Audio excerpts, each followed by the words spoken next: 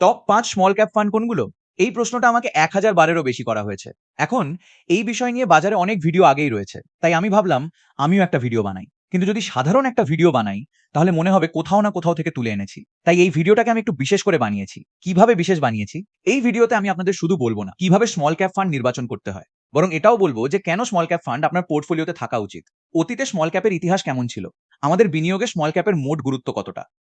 এসব বিষয় নিয়েও বিস্তারিত আলোচনা করব। আর ভিডিওর একদম শেষে আমরা দুজনে মিলে লাইভ ফিল্টার করে সেই ৫টি মিউচুয়াল ফান্ড নির্বাচন করব, যেগুলোর মাধ্যমে আপনি স্মল ক্যাপ ইউনিভার্সের সুবিধা নিতে পারবেন। বন্ধুরা, আজকের ভিডিওটিকে আমরা ৩টি বড় ভাগে ভাগ করেছি। প্রথম ভাগে জানবো স্মল ক্যাপ আসলে কি, স্মল ক্যাপ ইউনিভার্সে কি কি সুযোগ রয়েছে। দ্বিতীয় ভাগে জানবো স্মল ক্যাপ কিভাবে সম্পদ বৃদ্ধি করে এবং গত ৫-৬ বছরে স্মল ক্যাপ কেমন পারফরমেন্স করেছে। আর তৃতীয় ভাগে আমরা লাইভ সিলেক্ট করব সেই টপ ৫টি স্মল ক্যাপ মিউচুয়াল ফান্ড যেখানে আপনার বিনিয়োগ করার কথা ভাবতে পারেন।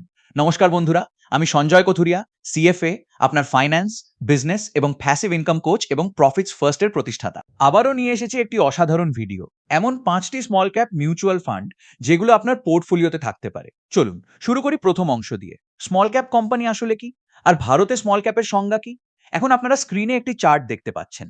এই চার্টে একটি কোম্পানির সম্পূর্ণ লাইফ সাইকেল দেখানো হয়েছে। যেমন একটি গাছ ধীরে ধীরে বড় হয়, ঠিক তেমনই একটি কোম্পানিও ধাপে ধাপে বড় হয়। যখন একটি গাছ জন্মায় তখন প্রথমে একটি বীজ বপন করা হয়। ঠিক সেইভাবেই একটি কোম্পানির শুরু হয় স্টার্টআপ হিসেবে। স্টার্টআপ পর্যায়ে সিড ক্যাপিটাল বিনিয়োগ করা হয়। এই স্টার্টআপ পর্যায়টি একটি ব্যবসার সবচেয়ে ঝুঁকিপূর্ণ সময়, কারণ তখন আইডিয়ার বাস্তবায়ন হয়নি, টিম তৈরি হয়নি, সিস্টেম তৈরি হয়নি, প্রসেস তৈরি হয়নি। কিছু মানুষ আছেন যারা খুব বেশি ঝুঁকি নিয়ে বিনিয়োগ করেন।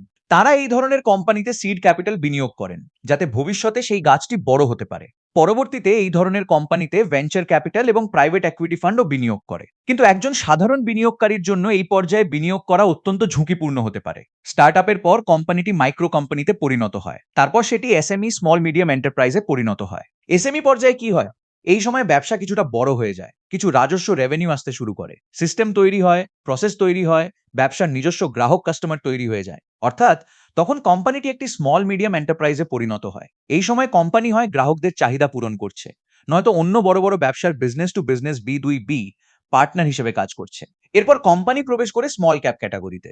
এটাই সেই পর্যায় যখন কোম্পানির পণ্য প্রোডাক্ট প্রতিষ্ঠিত হয়ে গেছে, বাজার মার্কেট তৈরি হয়ে গেছে, টিম তৈরি হয়ে গেছে, সিস্টেম এবং প্রসেসও তৈরি হয়ে গেছে। কিন্তু কোম্পানির আরো অনেক বড় হওয়া এখনো বাকি। এই পর্যায়টি সবচেয়ে গুরুত্বপূর্ণ, কারণ এখানে এখনো ঝুঁকি রয়েছে, তবে আগের ধাপগুলোর তুলনায় ঝুঁকি অনেক কম। কারণ এই পর্যায়ে কোম্পানির বন্ধ হয়ে যাওয়ার সম্ভাবনা, প্রবাবিলিটি অফ ডেথ, অনেকটাই কমে যায়। আগের ধাপগুলোতে সেই সম্ভাবনা অনেক বেশি ছিল। তাই এটিই সেই সময় যখন তুলনামূলকভাবে গ্রহণযোগ্য ঝুঁকিতে সর্বোচ্চ রিটার্ন পাওয়ার সম্ভাবনা তৈরি হয়। এই কারণেই আপনি যখন স্মল ক্যাপ কোম্পানিতে বিনিয়োগ করেন তখন দীর্ঘমেয়াদে আপনার সম্পদ দ্রুত বৃদ্ধি পেতে পারে। স্মল ক্যাপের পর কোম্পানি মিড ক্যাপে পরিণত হয়, আর মিড ক্যাপের পর সেটি লার্জ ক্যাপ হয়ে যায়। অর্থাৎ তখন সেই ব্যবসাকে প্রায় সবাই চেনে, বোঝে এবং সেটি একটি প্রতিষ্ঠিত কোম্পানিতে পরিণত হয়। বড় কোম্পানিগুলোর লাভ প্রফিট সাধারণত খুব দ্রুত বাড়ে না, কিন্তু স্মল ক্যাপ কোম্পানির ক্ষেত্রে অনেক সময় এক বছরে লাভ ২ বা ৩ গুণ পর্যন্ত বেড়ে যেতে পারে। অন্যদিকে বড় কোম্পানির ক্ষেত্রে বছরে ১০%, ২০% বা ৩০%-এর বেশি লাভের বৃদ্ধি করা খুবই কঠিন। এই কারণেই দীর্ঘমেয়াদে স্মল ক্যাপ ইউনিভার্সে বিনিয়োগ করা লাভজনক হতে পারে, কারণ এখান থেকেই ভবিষ্যতের বহু মাল্টিব্যাগার কোম্পানির জন্ম হয়। এখন আসি স্মল ক্যাপ, মিড ক্যাপ এবং লার্জ ক্যাপ কোম্পানিগুলোকে কিভাবে ভাগ করা হয়। দেশের শীর্ষ ১০০টি কোম্পানিকে বলা হয় লার্জ ক্যাপ কোম্পানি। এখানে ক্যাপ বলতে বোঝায় মার্কেট ক্যাপিটালাইজেশন, অর্থাৎ দেশের প্রথম ১০০টি বৃহত্তম মার্কেট ক্যাপিটালাইজেশন যুক্ত কোম্পানি লার্জ ক্যাপ কোম্পানি। আপনারা নিশ্চয়ই নিফটি ৫০ এবং নিফটি নেক্সট ৫০-এর নাম শুনেছেন। এই দুটি সূচক ইন্ডেক্স মিলিয়ে দেশের শীর্ষ ১০০টি কোম্পানি তৈরি হয়, আর এই সবকটি লার্জ ক্যাপ কোম্পানি। এরপরে ১৫০টি কোম্পানি, অর্থাৎ ১০১ নম্বর থেকে ২৫০ নম্বর পর্যন্ত কোম্পানিগুলোকে বলা হয় মিড ক্যাপ কোম্পানি বা মিডিয়াম ক্যাপিটালাইজেশন কোম্পানি। আর এই ২৫০টি কোম্পানির নিচে যত তালিকাভুক্ত কোম্পানি রয়েছে তাদের সবাইকে বলা হয় স্মল ক্যাপ কোম্পানি। বর্তমানে ভারতে প্রায় ৪,৮০০টি কোম্পানি স্মল ক্যাপ ক্যাটাগরির অন্তর্ভুক্ত। কিন্তু এত বড় ইউনিভার্স থেকে সঠিক কোম্পানি নির্বাচন করবেন কিভাবে? তাই সাধারণত কিছু নির্দিষ্ট মানদণ্ড ক্রাইটেরিয়া ব্যবহার করা হয়। প্রথমত, অনেকেই এমন স্মল ক্যাপ কোম্পানি বেছে নেন যাদের মার্কেট ক্যাপিটালাইজেশন কমপক্ষে ২,০০০ কোটি বা তার বেশি। এই মানদণ্ড অনুযায়ী ভারতে প্রায় ৮০০টি স্মল ক্যাপ কোম্পানি রয়েছে। এরপর দেখা হয় কোম্পানির রিটার্ন অন ইকুইটি ROE। অনেক বিনিয়োগকারী এমন কোম্পানি পছন্দ করেন যাদের ROE ১৫% বা তার বেশি। এই শর্ত পূরণ করে এমন কোম্পানির সংখ্যা প্রায় ৪০০টি। এরপর আরও একটি গুরুত্বপূর্ণ বিষয় দেখা হয়, কোম্পানির লাভ প্রফিট বছরে অন্তত ২০% হারে বৃদ্ধি পাচ্ছে কি না। এই শর্ত পূরণ করলে কোম্পানির সংখ্যা নেমে আসে প্রায় ২০০টিতে। অর্থাৎ যখন আপনি স্মল ক্যাপ কোম্পানি নির্বাচন করেন তখন আপনার মাথায় অবশ্যই একটি নির্দিষ্ট ইনভেস্টমেন্ট থিসিস বা বিনিয়োগের যুক্তি থাকা উচিত। এটি এমনই একটি সম্ভাব্য পদ্ধতি যার মাধ্যমে আপনি নিজের জন্য ভালো কোম্পানি বেছে নিতে পারেন। এখন যদি আপনারা এই চার্টটি দেখেন তাহলে দেখতে পাবেন যে সব কোম্পানির মার্কেট ক্যাপিটালাইজেশন 2000 কোটির বেশি এবং যেগুলো এই সমস্ত মানদণ্ড পূরণ করে তাদের সংখ্যা জুন 2020-তে ছিল মাত্র 200 কোটিটি, কিন্তু বর্তমানে সেই সংখ্যা বেড়ে হয়েছে প্রায় 788টি। অর্থাৎ গত 4 বছরে এই সংখ্যা প্রায় 4 গুণ বেড়েছে। এখন একটি গুরুত্বপূর্ণ বিষয় বুঝে নিন, দেশের শীর্ষ 100টি কোম্পানি সবসময় প্রতিটি শিল্প সেক্টরকে সঠিকভাবে প্রতিনিধিত্ব করে না, কারণ প্রতিনিয়ত নতুন নতুন শিল্প তৈরি হচ্ছে এবং নতুন নতুন কোম্পানি বাজারে আসছে। অনেক ক্ষেত্রেই সেই শিল্পগুলোর মার্কেট সাইজ এখনো খুব বড় হয়নি, তাই সেই কোম্পানিগুলো এখনো লার্জ ক্যাপে পৌঁছায়নি। এই টেবিলটি দেখলেই বিষয়টি পরিষ্কার হয়ে যাবে। উদাহরণ হিসেবে যদি কেমিক্যাল সেক্টরের কথা বলি, লার্জ ক্যাপে মাত্র 2টি কেমিক্যাল কোম্পানি রয়েছে, কিন্তু স্মল ক্যাপে রয়েছে 65টি কেমিক্যাল কোম্পানি। অর্থাৎ আপনি যদি স্মল ক্যাপ ইউনিভার্সে বিনিয়োগ করেন তাহলে কেমিক্যাল সেক্টরে অনেক বেশি বৈচিত্র্য ডাইভার্সিফিকেশন পাবেন। একইভাবে ইনফ্রাস্ট্রাকচার সেক্টরে রয়েছে 132টি স্মল ক্যাপ কোম্পানি। লজিস্টিক্স সেক্টরেও লার্জ ক্যাপের তুলনায় স্মল ক্যাপ কোম্পানির সংখ্যা অনেক বেশি। আবার এমনও অনেক সেক্টর রয়েছে যেখানে এখনো একটিও লার্জ ক্যাপ কোম্পানি নেই, যেমন হসপিটালিটি সেক্টর। ভারতের শীর্ষ 100টি কোম্পানির মধ্যে একটি হোটেল কোম্পানিও নেই। এর অর্থ হলো এই সেক্টরে এখনো বিশাল গ্রোথ পোটেনশিয়াল রয়েছে। কিন্তু স্মল ক্যাপে ইতিমধ্যেই 21টি হসপিটালিটি কোম্পানি রয়েছে। এই কোম্পানিগুলোর মধ্যেই ভবিষ্যতে লার্জ ক্যাপ কোম্পানি তৈরি হতে পারে। একই অবস্থা কনজিউমার ডুরেবল সেক্টরের।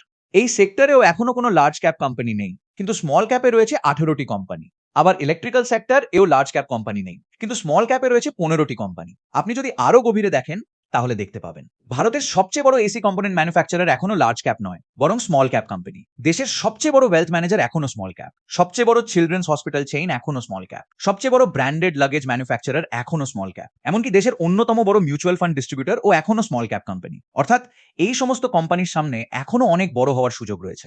আপনার স্ক্রিনে যে কোম্পানিগুলোর নাম দেখানো হয়েছে, যদি তাদের মধ্যে কোনো কোম্পানিকে আপনি চেনেন তাহলে অবশ্যই কমেন্ট করে তার নাম জানাবেন।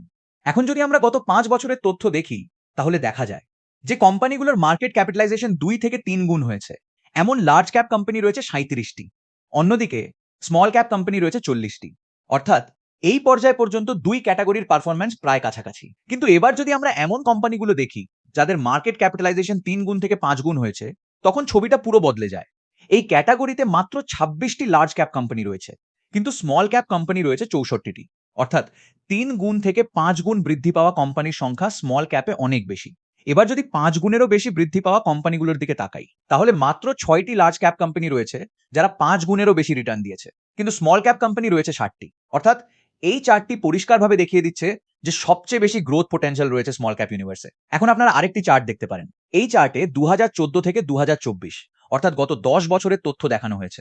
ধরুন 2014 সালে থাকা 250টি স্মল ক্যাপ কোম্পানির দিকে আমরা তাকাই। তার মধ্যে মাত্র 3টি কোম্পানি আজ লার্জ ক্যাপে পরিণত হয়েছে, কিন্তু এই 3টি কোম্পানির গড় রিটার্ন ছিল 43 গুণ। এরপর 43টি কোম্পানি স্মল ক্যাপ থেকে মিড ক্যাপে পরিণত হয়েছে। এই কোম্পানিগুলোর গড় রিটার্ন ছিল 16 গুণ। এছাড়াও 112টি কোম্পানি এখনো স্মল ক্যাপ হিসেবেই রয়েছে, তবুও তারা বিনিয়োগকারীদের 5 গুণেরও বেশি রিটার্ন দিয়েছে। অর্থাৎ বারবার একই বিষয় প্রমাণিত হচ্ছে, আপনার ইনভেস্টমেন্ট বাস্কেটে স্মল ক্যাপ থাকা উচিত। তবে একটি বিষয় মনে রাখবেন, এটি দীর্ঘমেয়াদী বিনিয়োগের জন্য। এই তথ্যগুলো 10 বছরের সময়সীমার উপর ভিত্তি করে তৈরি। অর্থাৎ যদি আপনি স্মল ক্যাপে বিনিয়োগ করেন তাহলে দীর্ঘ সময় ধরে বিনিয়োগ ধরে রাখার মানসিকতা থাকতে হবে। এখন আরেকটি চার্ট দেখা যাক।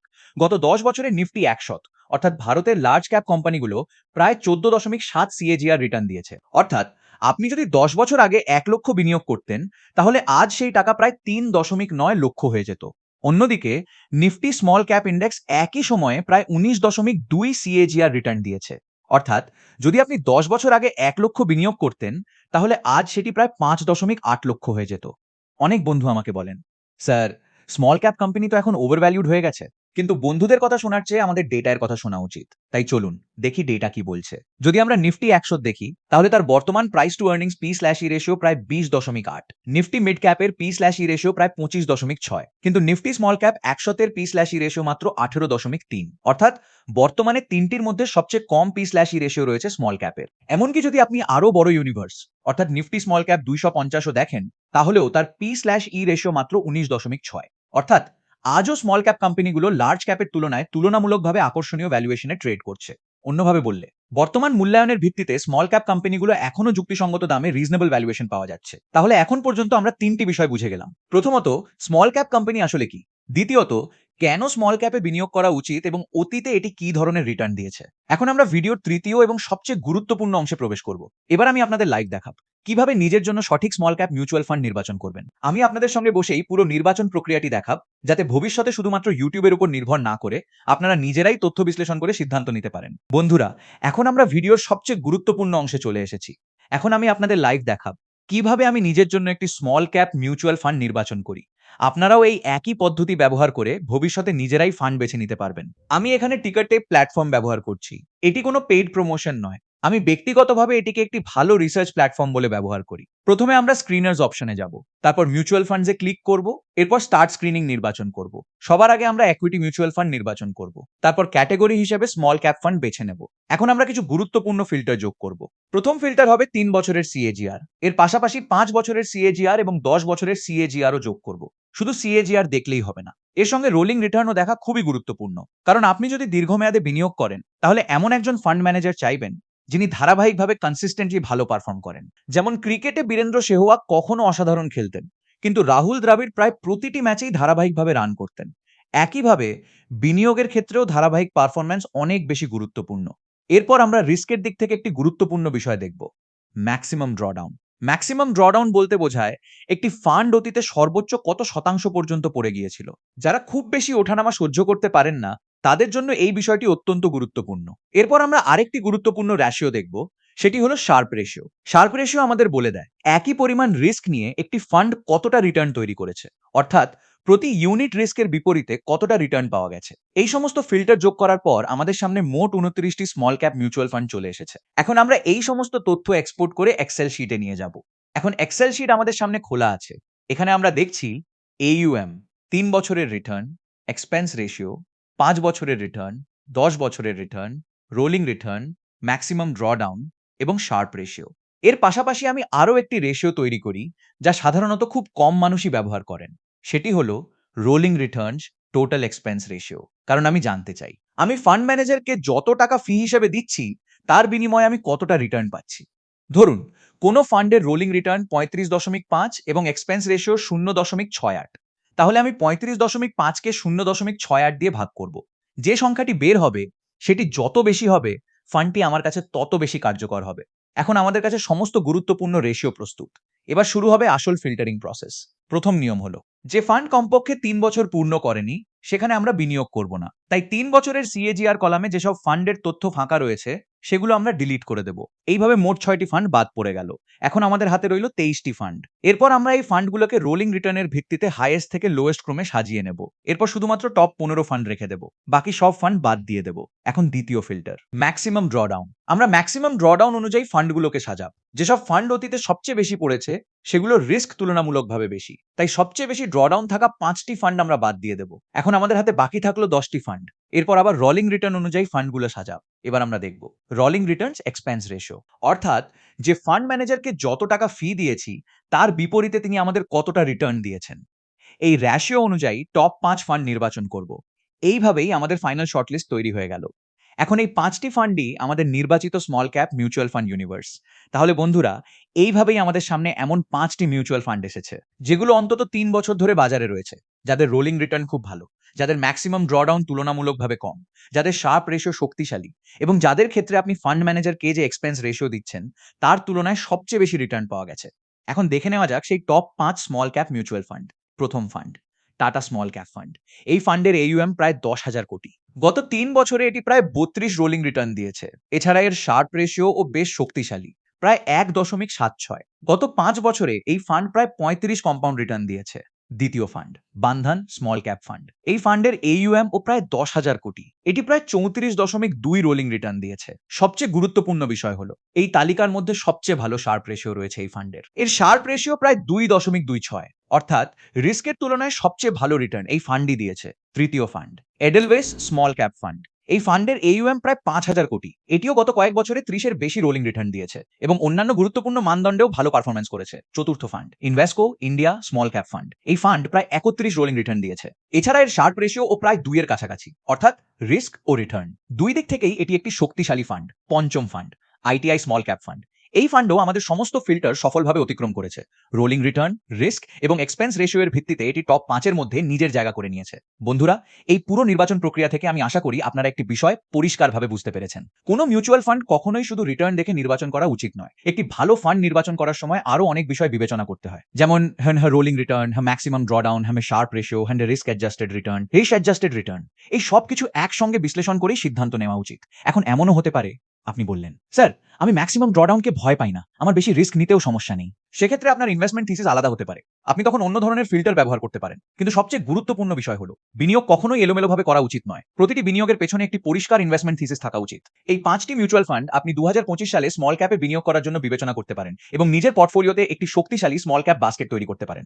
বন্ধুরা, আজকের ভিডিওটি আপনাদের কেমন লাগলো অবশ্যই কমেন্ট করে জানাবেন। চ্যানেলটি সাবস্ক্রাইব করুন, পাশের বেল আইকনে ক্লিক করুন যাতে আগামী ভিডিওগুলোর নোটিফিকেশন সবার আগে পান। ভিডিওটি ভালো লাগলে অবশ্যই লাইক করবেন, কারণ এই ধরনের ভিডিও তৈরি করতে অনেক গবেষণা, পরিশ্রম এবং প্রেজেন্টেশনের প্রয়োজন হয়। আর ভবিষ্যতে কোনো বিষয় নিয়ে ভিডিও দেখতে চান সেটিও কমেন্টে অবশ্যই লিখে জানাবেন। সবশেষে এই ভিডিওটি অবশ্যই সেই বন্ধুর সঙ্গে শেয়ার করুন যে বারবার আপনাকে ফোন করে জিজ্ঞেস করে কোন মিউচুয়াল ফান্ডে ইনভেস্ট করব। পরবর্তী ভিডিওতে আবার দেখা হবে। জয় হিন্দ, জয় ভারত।